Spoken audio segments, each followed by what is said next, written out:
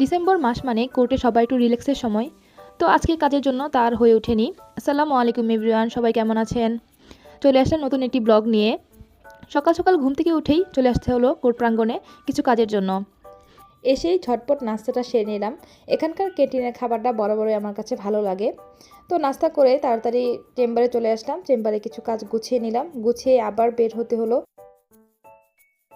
বের হয়ে সিএমএম কোর্টে চলে গেলাম, একটু মামলার কাজ ছিল। তো মামলার কাজ করতে করতে দুপুর হয়ে গেল। দুপুরের একদম চেম্বারে এসে দেখি ক্যাটারিংয়ের খাবার দিয়ে গেছেন। তো আজকে খাবারের মেনুতে ছিল ভাত, মুরগির মাংস, সাথে শাক, আলু ভর্তা আর ডাল। তো ঝটপট খেয়ে কিছু চেম্বারের কাজ ছিল, কাজগুলো সেরেই বেরিয়ে পড়লাম বাসার উদ্দেশ্যে। তো এক কাপ চা খুঁজছিলাম, দেখি কোর্টের সামনে এক মামা চা বিক্রি করছে। তো এক কাপ চা খেয়ে নিলাম।